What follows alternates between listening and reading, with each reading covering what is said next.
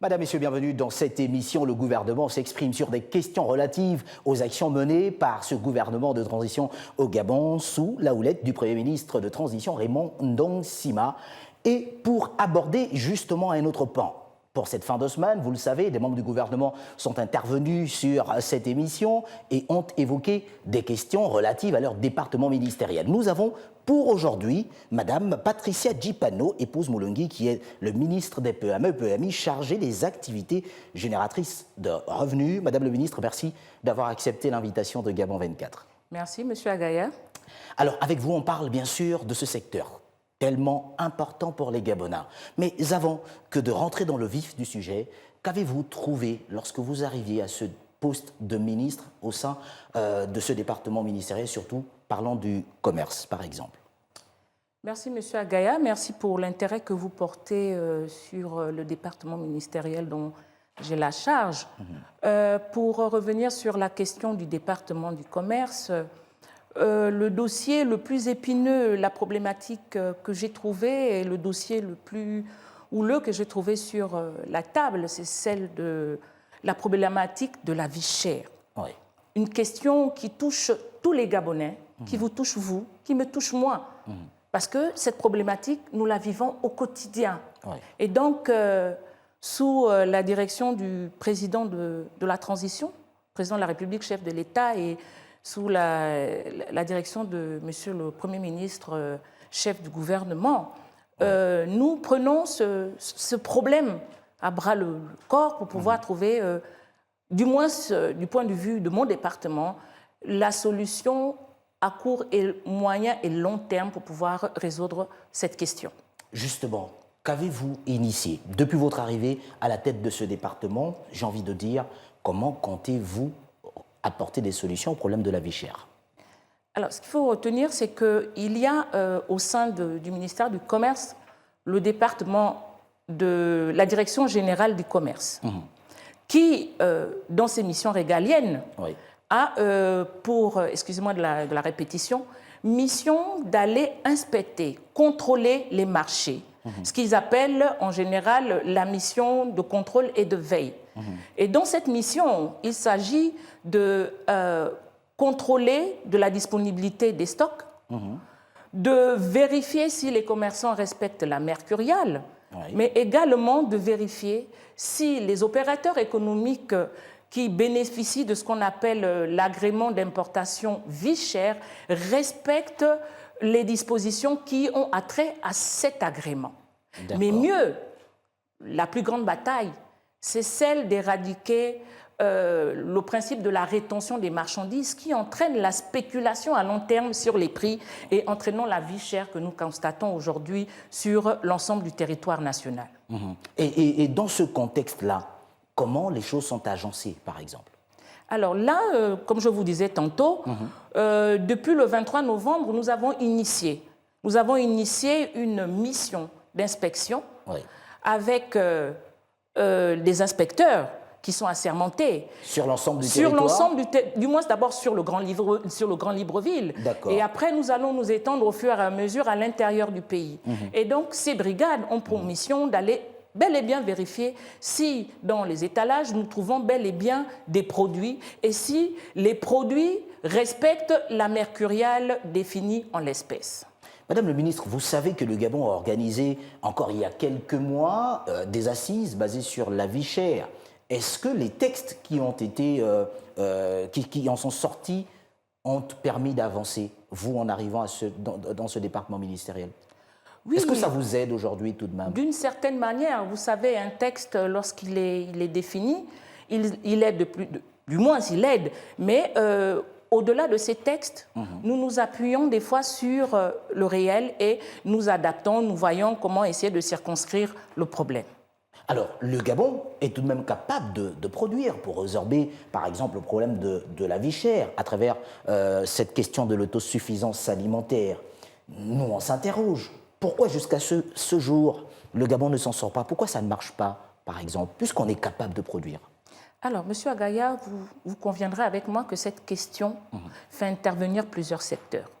Donc, en l'espèce, ce que nous pouvons retenir dans le fait que jusqu'à maintenant, nous ne pouvons pas atteindre l'autosuffisance alimentaire, c'est tout simplement parce qu'il faut déjà retenir que nous avons des problèmes d'infrastructures routières. La plupart des plantations se trouvent à l'intérieur du pays. Oui.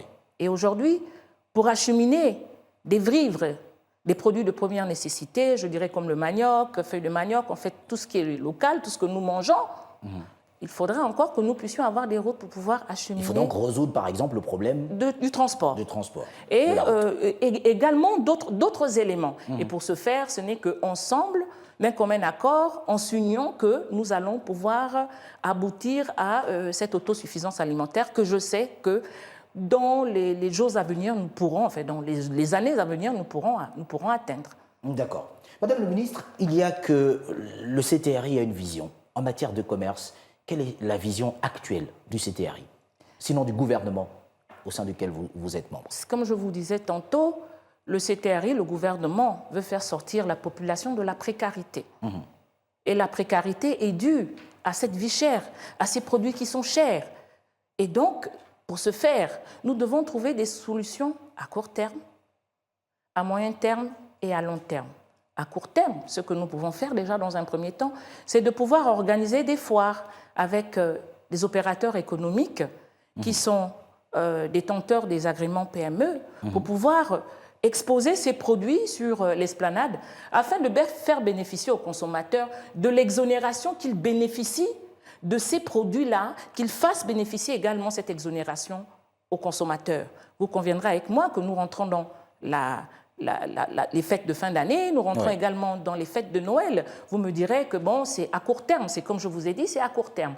Mais à long terme, nous sommes en train de travailler avec les équipes, bien entendu, en mettant en place et en essayant de faire avancer un certain nombre de choses, notamment le Code du commerce. Mais parallèlement, nous avons également animé dernièrement avec Monsieur le ministre du Transport, nous nous sommes rendus à Mwanda pour acheminer du sucre parce que, étant informés de l'éventualité d'une pénurie, nous nous sommes rendus, Monsieur le ministre du Transport et moi, à Mwanda pour acheminer le sucre qui était entreposé dans les hangars de Cetrac de Franceville et de Mwanda. Et donc aujourd'hui, nous pouvons aisément dire que nous avons du sucre dans toutes les surfaces commerciales. Voilà. Et donc ce sont des mécanismes qui sont mis en place de façon à alléger justement les ménages gabonais. Exactement, pour le moment. Et au fur et à mesure, nous allons bien entendu pérenniser ces actions-là et ouvrir à la longue sur des possibilités qui pourront se faire à long terme. Et sur le long terme, Madame le ministre, qu'est-ce qui est prévu? D'accord, vous le savez, le commerce, c'est quand même délicat. C'est important. Je vous ai dit, vous savez, un État sans institution, sans texte, est un État vide. Et là, nous avons dans nos boîtes le Code du commerce gabonais qui est en attente d'être examiné et puis ensuite envoyé à l'Assemblée nationale pour être adopté. Et ça, c'est un tout parce que pendant longtemps, nous avons travaillé avec l'acte uniforme portant droit commercial. Aujourd'hui, nous devons également avoir notre code de commerce gabonais pour pouvoir, bien entendu, encadrer le commerce en fonction de nos réalités. Qu'est-ce que cela veut dire, code du commerce gabonais? Essayez de nous expliquer un tout petit peu. Il y a des Gabonais qui vous regardent et qui ne savent pas forcément de quoi il s'agit. Alors, vous savez, comme dans l'acte uniforme définit ce que c'est le commerce, oui, définit ce que c'est le commerce, etc. Et donc, dans le nouveau code gabonais, nous allons nous l'appliquer en fonction de nos réalités. D'accord. Voilà, c'est exactement ça. Votre département ministériel, ce n'est pas que le commerce, il y a aussi les PME. Parlez-nous des PME aujourd'hui au Gabon. Quel est l'état de lieu que vous avez pu faire en arrivant? Il semble que le président ait pris la décision, par exemple, d'octroyer des marchés d'un montant inférieur ou égal à 150 millions de francs CFA exclusivement aux PME gabonaises. Qu'en est-il à ce jour? Parlez-nous un peu de cette décision. Ce qu'il faut souligner, et là je parle devant le peuple gabonais, pendant longtemps, les Gabonais se plaignaient de ne pas pouvoir accéder, les Gabonais qui ont des PME, se plaignaient pendant longtemps de ne pas pouvoir être éligibles et de ne pas pouvoir être à même de pouvoir être éligibles à un marché public. Et donc, beaucoup ont eu ce ressenti. Et donc, la décision du président de la République est une décision salutaire qui vient aider les Gabonais qui, pendant longtemps, ruminaient cela et qui, aujourd'hui, trouvent en cette décision un ouf de soulagement parce que cette décision va créer de l'emploi pour les Gabonais. Ça va également permettre aux Gabonais de sortir de la précarité. Et donc, au regard de cette décision, vraiment, en tant que ministre des PME, je voudrais parler au nom des PME en disant au président de la République que c'est une décision qui vient enfin soulager le cœur d'un certain nombre de personnes détenteurs de PME. Mais il y a quand même une question qui s'est posée pendant un certain moment. Oui, soulager les PME gabonaises, mais il avait été annoncé qu'il ne s'agirait que celles du BTP. Alors, effectivement, lors de la décision, l'annonce de la décision, il était stipulé que cette mesure était réservée au BTP. Alors, sur instruction de Monsieur le Président de la Transition, chef de l'État, cette mesure a été ouverte à d'autres secteurs d'activité. Donc, aujourd'hui, il ne s'agit pas que du BTP. Tous les secteurs, aujourd'hui, peuvent valablement se prévaloir et pouvoir prétendre à un marché public. Et donc, vous rassurez les Gabonais que cette mesure est applicable. À ce jour, tout se passe bien pour que ces PME gabonaises, tant qu'il y a une sollicitation en matière de marché public, elles peuvent bénéficier justement de ces marchés. Pour bénéficier de ces marchés, justement, vous faites bien de poser la question parce qu'il ne suffit pas d'être une PME. Pour être une PME éligible, il faut encore bénéficier d'un agrément PME. D'ailleurs, qu'est-ce que cela veut dire? Alors, l'agrément PME, c'est le label.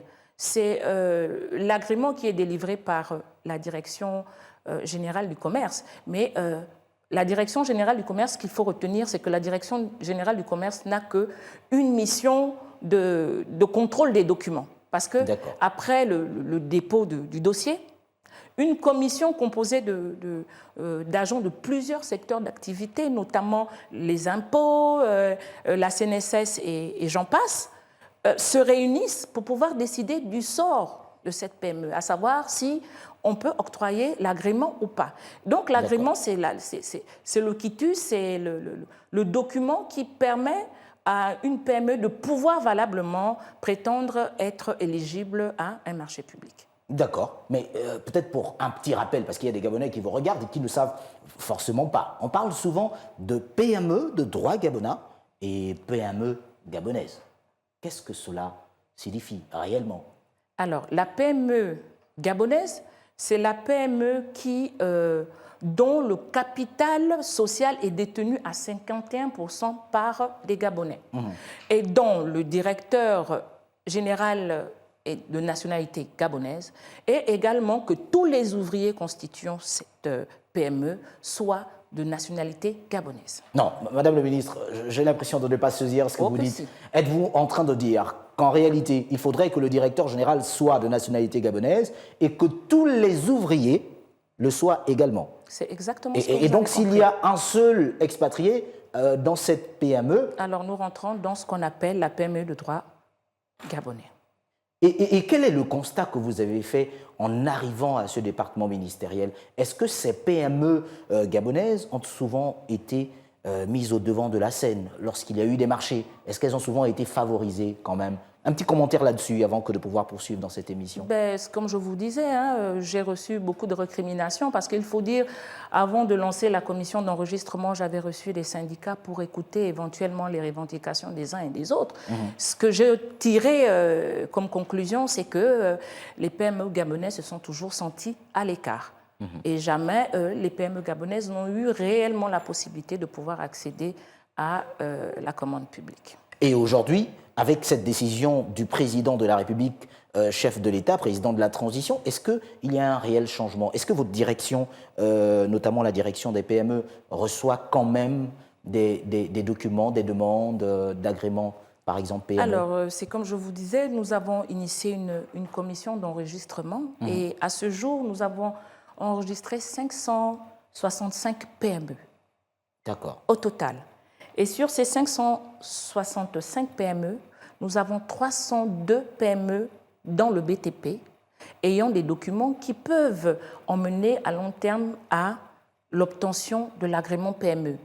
Mieux, pas plus tard que hier, ma directrice générale des PME m'a annoncé qu'elle a enregistré, pas plus tard que hier, 15 autres PME à même de pouvoir solliciter l'obtention de l'agrément PME. Et donc, à partir de ce moment, est-ce à dire qu'il y a quand même un changement avec cette décision? Est-ce qu'il y a quand même un changement? Nous commençons et je profite de l'estrade pour pouvoir appeler les Gabonais qui, jusqu'à présent, ont encore peut-être des doutes ou qui sont un peu indécis, de se rapprocher de la direction générale des PME qui est située à Windje pour continuer à se faire enregistrer et savoir qu'ils bénéficient de mesures d'accompagnement par les agents qui sont en service dans cette direction. Alors, permettez-moi, il faut peut-être que l'on comprenne l'agrément PME, c'est quoi? Alors, l'agrément PME, c'est le document que l'on délivre à la PME qui a rempli les conditions nécessaires, notamment l'une des conditions les plus importantes, c'est que la PME soit à jour de ses cotisations sociales, parce que ces cotisations sociales, c'est la retraite de ces gens qui travaillent dans ces PME. Ouais. Mais mieux, ces PME doivent également être à jour des taxes fiscales. D'accord. Et ce n'est qu'une des conditions, mais sinon il y a d'autres. À ce moment, j'invite les uns et les autres à se rendre à la direction des PME pour avoir plus ample information, parce que nous sommes quand même pris par le temps. Voilà pourquoi je vous brosse cela succinctement. Alors, Madame le ministre, un mot de la fin concernant justement votre département ministériel. Avez-vous un message à passer aux Gabonais qui hésitent encore à créer, par exemple, des entreprises? Pourquoi pas des PME? Alors, pour les PME, mon message est celui de vous demander de venir massivement à la Direction générale des PME. Nous sommes là pour vous recevoir, nous sommes là pour traiter vos dossiers. Si vous avez des préoccupations, nous sommes là pour répondre à vos préoccupations, parce que notre mission première, c'est celle de vous accompagner, c'est celle de vous emmener à l'obtention de l'agrément PME, c'est celle de vous emmener à être éligible sur l'éventuel marché public. Merci à vous. Je rappelle que vous êtes Madame Patricia Djipano, épouse Moulungi. Vous êtes le ministre gabonais de la Transition, en charge des PME, PMI, mais également chargé des activités génératrices de revenus. Merci d'avoir accepté notre invitation sur cette émission. Le gouvernement s'exprime, en espérant vous retrouver très prochainement, pourquoi pas, sur d'autres questions éventuelles en rapport avec votre département ministériel. Je vous remercie, Monsieur Agaï. C'est ainsi que s'achève cette émission. Le gouvernement s'exprime. Mesdames, Messieurs, merci d'être restés de notre. Au revoir.